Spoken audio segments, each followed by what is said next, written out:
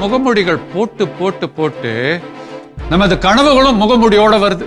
யாருக்கு ஒரு அகந்தை வருகிறதோ அழிவும் ஆரம்பித்து விடும். சுறா மீனுக்கு பயந்து முதலைகிட்ட மாட்டிக்கிட்டாங்களாம். ஆகவே அவர்கள் மாமியாரை தவிர்க்க முயற்சி செய்தால் அவங்க புது வீட்டுக்கு போன உடனே வேற ஒரு மாமியார் போன்று வந்து அவர்களை கண்டிப்பாக சித்திரவதை செய்வார்கள். ஹலோ ஃப்ரெண்ட்ஸ், எப்படி இருக்கீங்க? கனவே வா வா என்ற ஒரு தொடர்ல மீண்டும் உங்களை சந்திக்கிறோம். ரொம்ப சந்தோஷம். கனவுகளை பற்றி சிறு சிறிதாக நம்ம ஆராய்ச்சி செய்து அவற்றை புரிந்து கொண்டிருக்கிறோம். நமக்கு பல வகையான கனவுகள் வருகிறது. ஏற்கனவே ஒரு கனவை பற்றி நாம் பார்த்துவிட்டோம். தேவைகளை நிறைவேற்றும் கனவுகள். எப்படி நமக்கு சிறு வயதிலே பூர்த்தியாகாத தேவைகள், ஆசைகளை கனவுகள் கூட பூர்த்தி செய்ய முடியும். அன்பு கிடைக்காவிட்டால் மேலிருந்து அன்பை வாங்கி நமக்கு தரும். மன்னிப்பு இல்லாவிட்டால் மேலிருந்து மன்னிப்பை வாங்கி தரும் என்பதை சிந்தித்திருக்கிறோம். இப்பொழுது நம்ம பார்க்கக்கூடிய கனவுகள் ஆய்வு செய்கின்ற கனவுகள், அனலைசிங் ட்ரீம்ஸ் அல்லது டயக்னோசிங் ட்ரீம்ஸ் என்று சொல்கிறோம். நம்ம அப்பப்ப மெடிக்கல் செக்கப்புக்கு போறோம். அந்த செக்கப் இடத்துக்கு போனதுமே நம்மளை ஸ்கேன் பண்றாங்க, பலவிதமான டெஸ்ட் எல்லாம் செய்து நமக்கு கடைசியா ஒரு ரிப்போர்ட் வருது. இதை செய்வதுதான் இந்த ஆய்வு செய்கின்ற கனவுகள். நம்ம மனசு தூக்கத்தின் போது, கனவுகள் போது ஒரு பெரிய ஸ்கேனிங்கே பண்ணுது. அது அழகான ரிப்போர்ட் கொடுக்குது. அதுதான் இந்த கனவுகள். ஆனா அந்த ரிப்போர்ட்டு நமக்கு புரியுறதே இல்லை. அதுதான் பிரச்சனை. இப்ப கனவுகள் கொடுக்கும் ரிப்போர்ட்டை நீங்கள் புரிந்து கொண்டால் நீங்க மருத்துவமனை கூட போய் செக்அப் பண்ணணும்னு தேவையில்லை. ஏனென்றால் அது மிக துல்லியமாக உங்க உடல்நிலை எப்படி இருக்குது, மனசு எப்படி இருக்குது, உணர்வுகள் எப்படி இருக்கின்றன என்பதை மிக தெளிவாக காண்பித்துவிடும். இப்ப என்ன பிரச்சனைனா, அந்த ரிப்போர்ட்டை எவ்வாறு புரிந்து கொள்வது என்பது நமக்கு தெரியவில்லை. அதை இப்பொழுது நாம் பார்க்கிறோம். சரி, இந்த ஆய்வு செய்யும் கனவுகள்ல 2 வகை இருக்குது. இதுலதான் பிரச்சனையே. முதல் வகை ஆய்வு செய்யும் கனவுகளில் வெளிப்படையான கனவுகள். இரண்டாவது மறைந்திருக்கும் கனவுகள், மறைமுகமாக இருக்கக்கூடிய கனவுகள். இந்த வெளிப்படையான கனவுகள் நமக்கு வந்தா அதனுடைய அர்த்தம் உடனே 100% தெளிவாக புரிந்துவிடும். இதுதான் கனவு சொல்லுகின்றது. ஆனா நிறைய நேரத்துல நம்ம கனவையே ஒரு எதிரியா பார்க்கிறோம். நமது உணர்வுகளை நம்ம ஏத்துக்கல. நமக்கு நிறைய கெட்ட எண்ணம்லாம் வருது. அதையும் நம்ம என்ன பண்றோம், மறுக்கின்றோம், ஏற்க மறுக்கின்றோம். எனக்கு இப்படி இருக்குது, நான் ஏற்றுக்கொள்ள முடியவில்லை. நாம் முகமூடி போட்டே பழகி இருக்கிறோம். புரியுதுங்களா? ஒருத்தங்க மேல பொறாமையா இருக்குது, ஆனா அவங்கள பார்த்து சிரிக்கிறோம். ஒருத்தர் பார்க்கும்போது பகை உணர்வு வருது, ஆனா சும்மா வெளிப்படையா முகஸ்துதியா பாராட்டுகின்றோம். ஆகவே இவ்வாறு முகமூடிகள் போட்டு போட்டு போட்டு நமது கனவுகளும் முகமூடியோட வருது. அப்ப என்ன ஆகுது, நமக்கு அதனுடைய அர்த்தம் புரிவதில்லை. ஆகவே இந்த இரண்டாவது மறைமுக கனவு என்னன்னா, முகமூடி போட்டு வந்த கனவுகள். அது ஒரு முகமூடியாக வருவதால் யார் என்று தெரியவில்லை. இப்ப யாராவது ஃபுல்லா முகத்தை மறைச்சிட்டு வந்தாங்கன்னா அவங்கள பார்த்து யாருன்னு கண்டுபிடிக்க முடியாது. உடல் முழுவதும் ஒரு துணியால மறைக்கப்பட்டிருந்தனா அவங்க யாருன்னே நம்மளால கண்டுபிடிக்கவே முடியாது. ஆகவே நமது கனவுகள்லாம் சூப்பரான கனவு வருது, ஸ்கேன் ரிப்போர்ட் வருது. நமது பிரச்சனை, நம்ம வர கனவுகளும் முகமூடி போட்டு உடம்பு முழுவதும் எல்லாம் ஒரு துணி போட்டு மறைத்து ஒரு திரைக்கு பின்பாக வருகிறது. அதனால அதனுடைய அர்த்தம் நமக்கு தெரியாததுனால தான் நம்ம மருத்துவமனைக்கு ஸ்கேனிங்க்கு போக வேண்டியதா இருக்கு. நான் உண்மையாலுமே சொல்லுகிறேன், உங்கள் கனவுகளின் அர்த்தத்தை நீங்கள் புரிந்து கொண்டால் மருத்துவமனைக்கு ஸ்கேனிங் போகிறது கூட தேவையில்லை. ஏனென்றால் அது முழுமையாக ஸ்கேன் பண்ணி உங்களுக்கு வேண்டிய அந்த பதிலை கொடுத்து விடுகிறது. சரி, இந்த வெளிப்படையான கனவு, முகமுடி போட்ட கனவு, இது ரெண்டத்தையும் நம்ம வேதாகமத்தில் பார்க்கிறோம். பழைய ஏற்பாட்டிலே தானியேல் அருமையான ஒரு இறைவாக்கினர், அதே நேரத்திலே அரசன் நபுக்கத்நேசர், ரெண்டு பேருக்குமே கனவு. அரசருக்கு வரக்கூடிய கனவு, அதனுடைய அர்த்தம் என்னன்னே புரியல, அவருக்கு ஒண்ணுமே புரியல. அப்ப அது முகமூடி போட்ட ஒரு கனவு. ஆனால் தானியேலுக்கு வரும் கனவோ தெளிவாக தெரிகிறது. அப்ப அரசர் என்ன பண்றாரு, அவருக்கு வர கனவை கூட தானியேலிடம் கேட்கின்றார். அவர் தெளிவாக அதற்கு விளக்கம் கொடுக்கிறார். சரி, ஏன் அரசருக்கு தெளிவான கனவு வரவில்லை? பாருங்க, நம்ம பார்க்கிறோம் தானியேல் புத்தகத்துல நபுக்கத்நேசர் அரசர் அவரு அந்த நகரத்தையே கட்டுகிறார். ஒரு நாள் காலையில அவர் மொட்டை மாடியிலிருந்து அந்த நகரத்தை பார்க்கிறார். பார்த்ததுமே அவருக்கு ஒரு இருமாப்பு ஏற்படுகிறது, ஒரு அகந்தை ஏற்படுகிறது. யாரு? நான் பெரியவர், நான் விஐபி. தன்னை ஒரு இறைவனாக கூட நினைத்துக் கொள்கிறார். ஏனென்றால் இந்த நகரத்தை உருவாக்கியவன் நான். அந்த அகந்தை வந்ததுமே உங்களுக்கு தெரியும், அங்கே அழிவு ஆரம்பித்து விடுகிறது. யாருக்கு ஒரு அகந்தை வருகிறதோ அழிவும் ஆரம்பித்து விடும். ஆகவே கனவு என்ன சொல்லுதுன்னா, நபுக்கத்நேசர், நீ ஆணவத்தோட இருக்கிறியா? உனக்கு நாட்கள் எண்ணப்படுகிறது, உனக்கு அழிவு வரும். உனக்கு மாத்திரம் இல்ல, நீ செய்த செயல்களால் உன்னுடைய அரசுக்கே ஆபத்து வரும். நீ நினைக்கிற மாதிரி ஒரு காலத்துல இந்த அரசு பேரரசாக இருக்காது, கண்டிப்பாக இதற்கு ஒரு அழிவு வரும் என்ற ஒரு ஒரு ஒரு அந்த ஸ்கேன் ரிப்போர்ட்டை கொடுக்குது நபுக்கத்நேசர். அவருக்கு அதனுடைய அர்த்தம் புரியவே இல்லை. ஏன்? ஆணவத்தில் இருக்கிறார். நீங்க பாருங்க, யாராவது ஆணவத்தோடு இருக்கிறவங்கள்ட்ட போய் உங்களுக்கு பாருங்க அழிவு வரப்போகுதுன்னு சொன்னா அவர்களால் ஏற்றுக்கொள்ள முடியாது. ஏனென்றால் அதுதான் ஆணவத்தின் தன்மை. ஆணவம் இருக்கும்போது ஒரு அரசனுக்கு என்ன தோணும், நான் 10,000 வருஷம் அரசனா இருக்க போறேன்ற ஒரு மாயை மனதில் தோணும். புரியுதுங்களா? எல்லாத்துக்குமே தெரியும், மிஞ்சி போனா 100 வருஷம் வாழ போறோம், அதுக்கு மேல கொஞ்சம் மிஞ்சினா. ஆனால் அகந்தை என்பது என்னமோ அவங்க இன்னும் கொஞ்சம் 10,000 1,00,000 வருஷம் இங்க இருக்கிறது போன்ற ஒரு பிம்பத்தை ஏற்படுத்தும். ஒரு மாயையை ஏற்படுத்தும். அந்த மாயையில் இருக்கும் பொழுது உண்மையை அவர்களால் ஏற்றுக்கொள்ள முடியாது. அதனால்தான் நபுக்கத்நேசர் அவருக்கு அது வெளிப்படையான கனவாக வராது. அந்த ஆணவம் என்ன தெரியுமா செய்யும், அந்த கனவை புரியாத கனவாக அது குழப்பிவிடும். அதனால்தான் அவருக்கு சுத்தமா புரியவில்லை. ஆனால் தானியேல் இறைவனோடு ஒன்றித்திருக்கிறார், சரணடைந்த நிலையிலே இருக்கிறார். அவருக்கு ஆணவம் என்று கிடையாது. அவருக்கு பாருங்க, கடவுள் பலவிதமான வல்லமைகளை கொடுத்தும் அவர் ரொம்ப தாழ்ச்சியோட இருக்கிறாரு. யாருக்கும் முகஸ்துதி எல்லாம் கிடையாது. இவருக்கு பெரிய அரசனுடைய ஒரு நல்ல எண்ணத்திலே ஒரு நல்ல அந்தஸ்து அவருக்கு கொடுக்கப்பட்டது. அதை அவர் தவறாக பயன்படுத்தவில்லை. அவரு தனக்கு பதவி வேணும் என்பதற்காக அரசன் முன்பாக மண்டியிடவில்லை. இறைவனுக்கு முன்பாக மட்டும்தான் அவர் மண்டியிட்டார். இறைவன் சொல்வதை மாத்திரம்தான் கேட்பேன் என்று மிக தெளிவாக கூறினார். ஆகவே அவருக்கு ஆணவம் கிடையாது, அகந்தை கிடையாது. அவர் முகமுடி அணியவில்லை. அவரு திறந்த மனதோடு இருக்கிறார். அப்ப தானியேலுக்கு கனவு மிக தெளிவாக தெரிகிறது. எந்த அளவுக்குன்னா, நபுக்கத்நேசரோட கனவு கூட இவரிடம் சொல்லப்படும் பொழுது அதற்கான தெளிவுகள் இவருக்கு வருகின்றன. அப்ப எப்ப வந்திருக்கலாம்னா, அவருக்கும் கனவிலே அது தோன்றியிருக்கலாம்.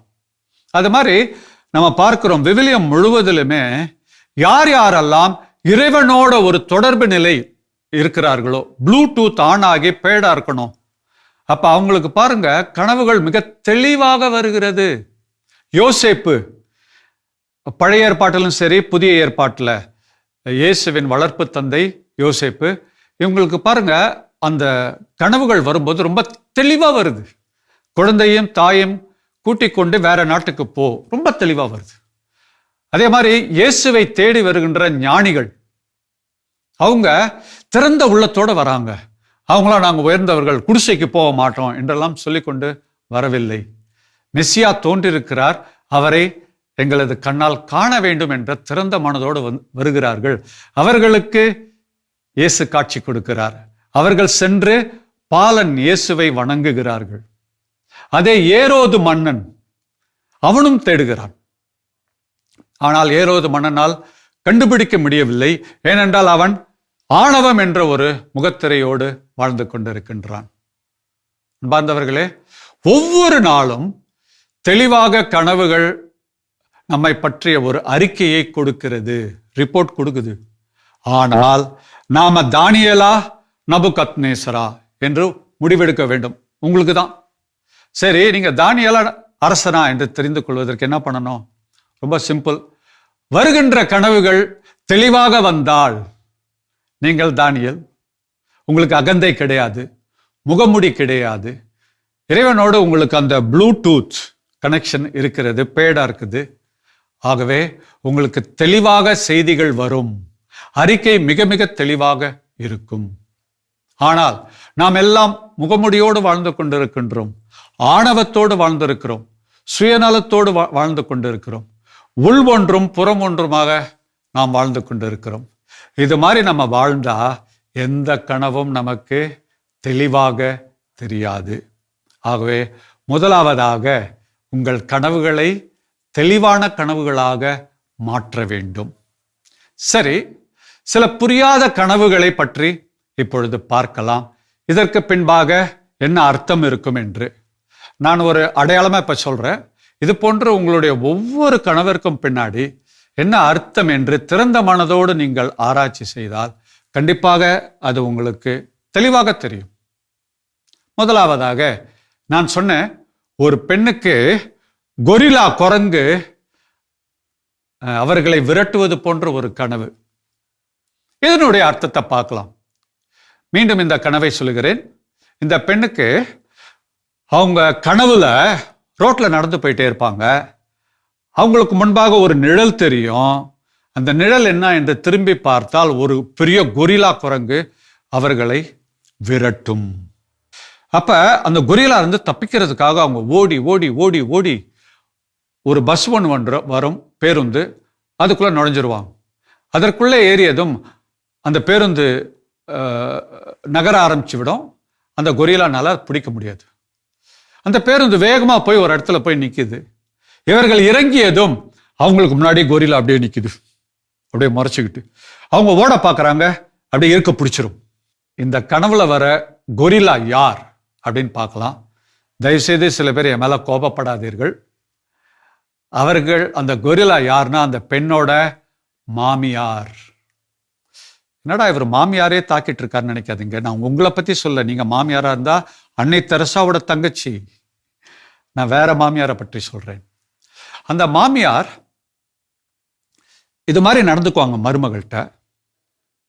அவங்க கல்யாணம் ஆனதுல இருந்து அந்த மருமகளுக்கு பெற்றோர் சொல்லியிருக்காங்க, நீ புகுந்த வீட்டுல மாமியார்கிட்ட ரொம்ப மரியாதையா நடந்துக்கணும். அவங்க உன்னை திட்டுனா கூட நீ தானே சின்ன பொண்ணு, நீ அவங்கள ஏத்துக்கணும். தேவையில்லாம யாருக்கிட்டையும் வம்பு தும்புக்கு போகக்கூடாது, இதெல்லாம் சொல்லிட்டான். இப்ப இந்த பெண்ணுக்கு என்னன்னா, மாமியார் சில நேரத்தில் இது மாதிரி பண்ணுவாங்க. மருமகள் மாமியார்கிட்ட சொல்லியிருந்தாங்க, அத்தை நீங்க எல்லா டிவி ப்ரோக்ராமும் பார்த்துக்கோங்க, எனக்கு அப்படி ஒன்றும் ரொம்ப அதில் ஆர்வம் கிடையாது. ஆனால் ஒரே ஒரு டிவி சீரியல் சாயந்தரம் 7லேருந்து 7:30 அந்த டிவி சீரியலை மட்டும் நான் கண்டிப்பாக பார்க்கணும். அதனால நீங்கள் 24 மணி நேரம் எப்போ வேணால் பார்த்துக்கோங்க. தயவுசெய்து அந்த நேரம் மட்டும் அந்த அந்த குறிப்பிட்ட சீரியல், அந்த சேனலை ஆன் பண்ணி பார்க்க எனக்கு நீங்கள் அனுமதி கொடுக்கணும் அப்படின்னு. மாமியார் சரி அப்படின்னு சொல்லிட்டான். ஒரு வாரம் போச்சு. 2வது வாரம் மாமியார் என்ன தரம் பண்ணுவாங்க, இவங்க அந்த சீரியலை பார்த்துக்கிட்டே இருப்பாங்க ஆர்வமா. ஒரு 10 நிமிஷம் தான் ஓடி இருக்கும், 15 நிமிஷம். மாமியார் பக்கத்தில் ரிமோட் எடுத்து சேனலை மாற்றிடுவாங்க. மாற்றிட்டு, எனக்கு போய் காஃபி போட்டுட்டு வாமான்னு சொல்லுவாங்க. மருமகளுக்கு சரி அத்தை அப்படின்னு கிச்சனுக்குள்ளே போயிட்டு, கிச்சனுக்குள்ளே போனோன்னு அப்படியே கோபம் வரும் பயங்கரமா. நான் தெளிவாக சொல்லியிருந்தேன் மாமியார்ட்ட, எனக்கு அந்த 7லேருந்து 7:30 அந்த சீரியல் பார்க்கணுன்னு. வேணும்னே சேனல்ல மாற்றி விட்டு எனக்கு இப்படி செய்கிறாங்க அப்படின்னு சொல்லிட்டு உள்ள பயங்கர கோபம் வரும். ஆனால் காஃபி செஞ்சுட்டு மாமியார்கிட்ட போயிட்டு திருப்பி சிரித்து அப்படியே கொடுத்துட்டு வருவாங்க. புரியுதுங்களா? அப்போ அவங்க உள்ள ஒன்று ஒரு எண்ணம், வெளியே அவங்க காட்டுற எண்ணம் வேறு. முகமுடி அணிகிறார்கள். அந்த கனவு என்ன சொல்லுதுன்னா, அந்த பாருமா, உனக்கு பின்னாடி கொரில்லா வராங்க, அவங்கள்ட்ட இருந்து தப்பிக்க நீ பார்த்துக்கிட்டே இருக்கிற. எப்படின்னா, மாமியார்கிட்ட ரொம்ப நல்லா இருக்கிற மாதிரி நீ நடிக்கிற. இது ரொம்ப நாளைக்கு வேலை செய்யாது, ஒரு நாள் கண்டிப்பாக கொரில்லா உன்னை பிடிச்சிரும். அப்படின்னா என்ன? உன்னுடைய கோபங்கள், அவங்க மேலே இருக்கிற பகை உணர்வுலாம் தெரிய வந்துடும். அதனால தயவு செய்து கொரில்லாவுக்கிட்ட இருந்து ஓடாத, ஆனால் கொரில்லாவோட இருந்து அதை மாற்ற முயற்சி செய் அப்படின்னு வரும். புரியுதுங்களா? ஆகவே இந்த பொண்ணு என்ன பண்ணுதுன்னா, மாமியார்கிட்ட இருந்து தப்பிக்க முயற்சி பண்ணுது. எப்படி என்றால், எப்பெல்லாம் தன்னுடைய கணவர் வீட்டுக்கு வராரோ, இரவுல தனியாக கணவர்கிட்ட பேசும்போது சொன்னாங்க, என்னங்க இந்த வீட்டில் என்னால் இருக்க முடியாது, நம்ம தனிக்கூடத்துக்கு போவோம், அவங்க அம்மாவெல்லாம் விட்டுட்டு நம்ம தனியாக போயிடுவோம். அவர் சொல்கிறார், இல்லை இல்லை, எங்கள் அம்மா என்னை வளர்த்தாங்க, இப்போ நான் ஒரே பையன், அதனால் நான் தானே அம்மாவை ஏற்றுக்கணும், அதனால் வேண்டாம், அதுவும் அப்பா இல்லை, அம்மா மட்டும்தான் தனியாக இருக்காங்க, நம்ம பேசுவோம், அம்மா கிட்ட பேசி எப்படியாவது இந்த பிரச்சனைக்கு தீர்வு காண பார்ப்போம். இல்லை இல்லை இல்லை, உங்கள் அம்மாவெல்லாம் மாற்றவே முடியாது, எனக்கு இது பிடிக்கவே இல்லை எப்படின்னு தனியாக சொல்லுவாங்க. அப்போ மாமியாருக்கு முன்பாக இன்முகமாக சிரிக்கிறாங்க, ஆனால் தனியாக உள்ள அப்படியே பொறுமை கொண்டு இருக்கிறார்கள். இது போன்று இருந்தால் அவர்களுக்கு கனவும் அது போன்றே வருகிறது. புரியுதுங்களா? இப்போ நீங்கள் கேட்பீங்க, அது ஏன் கொரில்லாவா வருது? வேற ஏதாவது வரலாம்ல, யானையா வரலாம், பூனையா வரலாம். இதற்கும் ஒரு பின்னணி இருக்கிறது. இந்த பெண் சிறு வயதில் இருக்கும் பொழுது ஒரு படம் பார்க்குறாங்க, ஒரு இங்கிலீஷ் படம், ஹாலிவுட் படம். அது பேர் கிங் காங். நீங்க சில பேர் அந்த படத்தை பார்த்துருக்கலாம். அந்த படத்தில் பார்த்தீங்கன்னா ஒரு ஒரு குழு போயிட்டே இருப்பாங்க, ஒரு காட்டுக்கு ஏதோ படம் எடுக்கிறதுக்காக போறாங்க. அப்போ ஒரு பெரிய கொரில்லா குரங்கு அந்த குழுவினரை பார்க்குது. பார்த்த உடனே அதில் ஹீரோயினா நடிக்கிற ஒரு பொண்ணு, அதை பார்த்தோன்னே அந்த கொரில்லா குரங்கு, பெரிய குரங்கு அதுக்கு அந்த பெண் மீது ஒரு ஆசை வந்து விடுகிறது. உடனே என்ன பண்ணும், ஓடி போய் அந்த பொண்ணை பிடிச்சிரும், பிடிச்சி தன்னுடைய பெண்ணாக மாற்றிவிடும், தன்னுடைய காதலியா மாத்துறதுக்கு அது முயற்சி செய்யும். பாருங்க, ஒரு 8 வயசு பொண்ணு ஒரு பெரிய கொரில்லா ஒரு பொண்ணை கையால பிடிச்சி இப்படி தூக்கி அதை சித்திரவதை பண்ற மாதிரி ஒரு காட்சியை பார்த்த உடனே அதுக்கு அந்த கொரில்லானாலே பயம். அப்ப சிறு வயதுல 8 வயதுல பார்த்த அந்த படம் அதற்கு பயத்திற்கும் கொரில்லாக்கும் ஒரு தொடர்பு அதனுடைய மூளை ஏற்படுத்தி விட்டது. இப்ப அவங்க வளர்ந்துட்டாங்க. இப்ப அவங்களுக்கு 24 வயசு. மாமியார் வீட்டில் இருக்கிறாங்க. மாமியாரை பார்க்குறாங்க. ஆனால் மாமியார் மேலே ஒரு பயம். ஏன்னா எந்த நேரத்தில் அவங்க நம்மளை கண்ட்ரோல் பண்ணுவாங்க, எந்த நேரத்தில் திட்டுவாங்க, எந்த நேரத்தில் நமக்கு என்ன செய்ய போகிறாங்க கெடுதல் என்ற ஒரு பதட்டத்திலே இந்த பொண்ணு இருக்குது. ஆகவே கனவுல மாமியார் அவங்கள கஷ்டப்படுத்துகிற மாதிரி வந்தால் அவர்கள் மூளை ஏற்றுக்கொள்ளாது. ஏன்னா அவங்க வெளியே நடிக்கிறாங்க, என்னன்னா மாமியார் கூட நான் ரொம்ப நல்ல உறவு இருக்குது அப்படின்னு. ஆகவே மூளை என்ன செய்து விடுகிறது என்றால், இவர்கள் வெளியே அந்த முகமுடி அணிவதால் கனவுல மாமியார் வர்றதற்கு பதிலாக என்ன ஆயிடுது, கொரில்லா வருவதாக கனவு மாற்றி விடுகிறது. புரியுதுங்களா?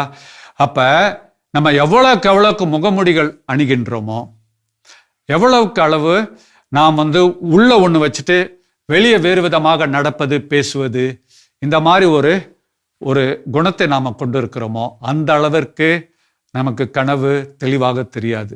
நம்மள ஏறக்குறைய எல்லாருமே அப்படி வாழ்க்கை வாழ்றதுனால தெளிவில்லாத ஒரு கனவாக மாறுகிறது. சரி, இப்போ இந்த கனவு தெளிவாக அந்த பெண்ணுக்கு சொல்லக்கூடிய காரியம், தயவு செய்து மாமியாரோடு உட்கார்ந்து உரையாடல் ஏற்படுத்து, அவங்களோட பேசுமா, உன்னுடைய பிரச்சனைகளை மனசுல இருந்து சொல்லு. இவங்க என்ன செய்யறாங்க, கணவரோட உட்காந்து மாமியார்கிட்ட இந்த மாதிரி பிரச்சனைகளை பற்றி பேசாம மாமியார்கிட்ட சிரிச்ச முகத்தோட இருக்கிறாங்க. கிச்சனுக்குள்ள போன உடனே அப்படியே எரிமலை மாதிரி குமருறாங்க. ஆகவே இந்த முகமூடிதான் அவர்களுக்கு கனவும் தெளிவாக இல்லை. ஆனா கனவு தெளிவா காட்டுது. நீங்க மாமியார்கிட்ட இருந்து நீ ஓட முயற்சி பண்ற, நீ வேற வீட்டுக்கு போனா கூட உனக்கு அந்த தன்மை மீண்டுமாக வந்துவிடும். புரியுதுங்களா? அதான் சொல்லுவாங்க, சுறா மீனுக்கு பயந்து முதலைகிட்ட மாட்டிக்கிட்டாங்களாம். ஆகவே அவர்கள் மாமியாரை தவிர்க்க முயற்சி செய்தால் அவங்க புது வீட்டுக்கு போன உடனே வேற ஒரு மாமியார் போன்று வந்து அவர்களை கண்டிப்பாக சித்திரவதை செய்வார்கள். சரி, வீட்டில் சரியாயிடுச்சு, இவங்க வீடை மாத்திட்டாங்கன்னா அவங்க வேலை செய்யற இடத்துல ஒரு கொரில்லா வரும். இதற்கு தீர்வு என்னவென்பதை நாம் பிறகு பார்க்கலாம். நான் ஏற்கனவே கூறியிருந்தேன், ஒருவருக்கு இது போன்ற ஒரு கனவு என்னன்னா, அவர் வாக்கிங் போய்கொண்டே இருப்பார், நடந்து செல்லுவார். ஆகவே நடைப்பயிற்சி மேற்கொள்ளும் பொழுது என்ன ஆகும்னா, அவர் செல்லுகின்ற அந்த ரோடு வீதிக்கு பக்கத்தில் ஒரு பெரிய குளம் இருக்கும். கனவுல அவர் நடந்து போகும்போது திடீரென்று சறுக்கி தண்ணீருக்குள் விழுந்து விடுவார். விழுந்தவுடனே தான் அவர் பார்க்கிறார், அந்த குளத்திற்கு நடுவில் இருப்பார். திடீரென்று ஒரு சத்தம் கேட்குது. பின்னாடி திரும்பி பார்த்தா ஒரு பெரிய முதலை வாயை திறந்துட்டு அவரை கவுறதுக்காக வருது வேகமா. அவர் என்ன செய்யறாரு, நீந்தி நீந்தி நீந்தி நீந்தி கரை பக்கம் போறார். கரைக்கு பக்கத்துல வந்தோடனே அவர் காலை இருக்க பிடிச்சிருது அந்த முதலை. உடனே பயந்து வேர்த்து விறுவிறுத்து அவர் முழித்து விடுவார். அப்ப என்கிட்ட அவர் வந்தார், கவுன்சிலிங்க்கு வரும்போது என்கிட்ட கேட்டார், ஏன் எனக்கு இது மாதிரி முதலை கனவு வருகிறது? அப்ப அதை பற்றி நாங்க ஆராய்ச்சி செய்த பொழுதுதான் தெரிந்தது, அவருடைய வேலையில அவருக்கு பொறுப்பாக இருக்கும் மேலாளர், மேனேஜர், அவர் வந்து இவரை ரொம்ப கஷ்டப்படுத்திருக்கார், கொடுமைப்படுத்திருக்கிறார். அது மட்டும் இல்ல, பாரபட்சம் காட்டுவார். மற்றவங்க பண்ண தப்பா சரியா கண்டுக்க மாட்டாரு. இவர் செய்யற தப்பை மட்டும் பெரிதாக்குவார். ஆகவே அவர் திருப்பி திருப்பி திருப்பி திருப்பி அந்த மேலாளர், மேனேஜர்னால அவர் காயப்பட்டார். எல்லாருக்கும் முன்பாக அவர் அசிங்கமாக பேசுவார், அவரை காயப்படுத்துவார். அவர் என்ன செய்வார்னா, மேனேஜரோடு அதை பற்றி பேசியதே கிடையாது. ஏனென்றால் தனக்கு ப்ரமோஷன் வேணும் என்பதற்காக மேனேஜருக்கு சோப்பு போட்டே பழகிட்டார். அவருக்கு முன்னாடி எப்போ பார்த்தாலும் முகஸ்துதி. நான் பின்னாடி வந்தார்னா, வீட்டுக்கு வந்தார்னா அவ்வளோ கோபம். அந்த மேனேஜர் மேலே இருக்கிற கோபத்தெல்லாம் சில நேரத்தில் வீட்டில் இருக்கிறவங்க மேலே காமிச்சிருவார். அங்கே டென்ஷன் ஆகி வீட்டில் வந்து காமிச்சிருவார். ஆகவே இவர் என்ன செய்யறாரு, ஒரு விதத்துல மேனேஜரை என்ன பண்றாரு, அவர் எதிர்கொள்ளாமல் முகமுடி அணிகிறார், அவர் ஓடிக்கொண்டே இருக்கிறார். அதனால்தான் கனவுல மேனேஜர் தெரியல, அதுக்கு பதிலாக ஒரு முதலை வருகிறது. அந்த முதலைக்கு அவருக்கு சிறு வயதில் ஏற்பட்ட ஒரு அனுபவம் இருக்கிறது. அவருக்கு ஏற்பட்ட அனுபவம் இல்லை, அவங்க கிராமத்துல ஒருத்தவங்க வந்து அந்த முதலையை பத்தி ஒருத்தர் எப்படி அது பிடிச்சிடுச்சு என்றெல்லாம் அதை சொன்னாங்க. அதை வைத்து அவருக்கு ஏற்பட்ட ஒரு எண்ணம். அப்ப அவருடைய கனவில் மேனேஜர் தெரியாம, மேனேஜர் யாரா தெரிகிறாரு, முதலையாக தெரிகிறார். அன்பார்ந்தவர்களே, அப்ப யார் முகமுடி அணிகிறார்களோ அவர்களுக்கு வெளிப்படையான கனவு இருக்காது, கனவும் தன்னை முகமுடி போட்டுக்கொள்ளும். அப்ப இன்னையிலேருந்து ஒரு காரியம் செய்யலாமா, நமது கனவுகள் அருமையாக நமக்கு ஒரு அறிக்கையை கொடுக்கிறது. நமது உடம்பு எப்படி இருக்கிறது, மனது எப்படி இருக்கிறது, உணர்வுகள் எவ்வாறு இருக்கிறது, இதற்கு சரியான அறிக்கையை கொடுக்கிறது. ஆனா நமக்கு அது தெரியறது இல்லை. நமக்கு எல்லாமே நெகட்டிவா தெரியுது. கொரில்லா விரட்டுது, முதல்ல விரட்டுது, இது போன்ற கனவுகள் தான் நமக்கு தெரிந்து கொண்டிருக்கிறது. எது தெளிவாக இல்லையோ என்னை பற்றி ஒன்று சொல்லுகிறது, என்ன, நான் முகமூடி அணிகிறேன். முதல் பயிற்சி, நம்ம முகமூடிகளை எடுக்கலாமா? அன்பார்ந்தவர்களே, சில நேரத்தில் முகமூடி அணிந்துதான் ஆக வேண்டும். ஒரு உதாரணம், எங்களுடைய பங்கில் அந்தோணியார் திருவிழா நடக்குது, தேர்ப்பவனி நடக்குது. அந்த ஊரில் எப்பவுமே தேர்ப்பவனி அப்ப பாட்டு போட்டு இளைஞர்கள்லாம் ஆடுவாங்க.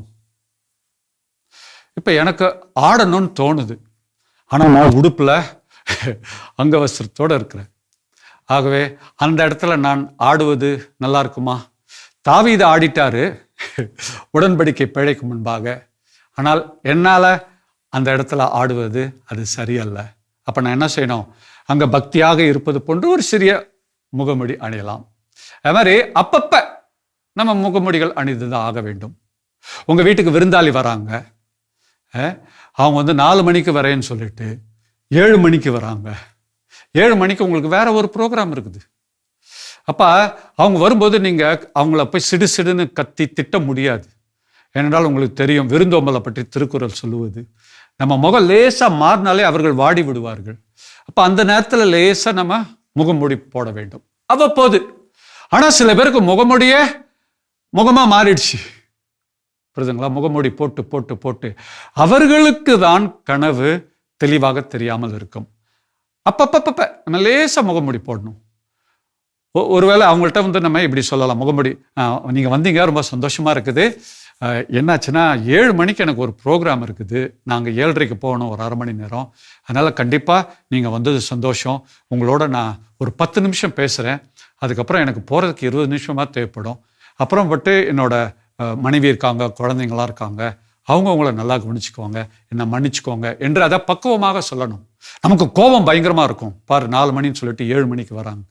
அந்த நேரத்தில் லேசான முகமூடி போட வேண்டும். ஆனால் நம்ம என்ன பண்ணுறோம், 24 மணி நேரம் முகமூடி போடுகிறோம், இறைவனுக்கு முன்பாகவும் போடுகிறோம். அதான் ரொம்ப ஆபத்து. எனக்கு முன்பாகவும் நான் முகமூடி அணைகிறேன்.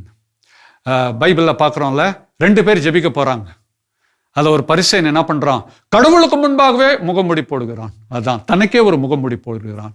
ஆனால் அந்த வரி தண்டுபவரோ என்ன பண்ணுறாரு, இறைவனுக்கும் தனக்கு முன்பாக திறந்த புத்தகமாக இருக்கிறார். ஆகவே நீங்கள் எப்பொழுதெல்லாம் அந்த முகமுடிகளை களைகிறீர்களோ, கிழித்தெறிகிறீர்களோ, தேவையான முகமுடி அது நல்லது, பாசிட்டிவ், புரியுதுங்களா? தேவையில்லாத முகமுடிகளை எடுக்க எடுக்க உங்கள் கனவுகளும் தெளிவான கனவுகளாக இருக்கும்.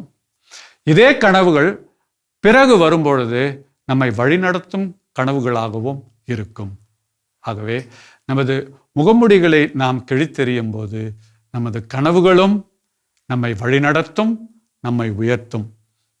தொடர்ந்து இதை பற்றி நாம் ஆய்வு செய்வோம். நன்றி, வணக்கம். அந்த காலத்தில் குழந்தைகளை தான் அதிகமாக வேலையில் அமர்த்தினார்கள், குறிப்பாக ஏழையாக இருக்கும் குழந்தைகளை. குவித்திருக்கும் அந்த புத்தகத்துல ஒரு புத்தகத்தை எடுக்கிறது கஷ்டம். ஆனால் ஒரு நூலகத்துல ஒரு குறியீடோட வைத்திருக்கும் புத்தகங்களை எடுக்கிறது ரொம்ப சுலபம்.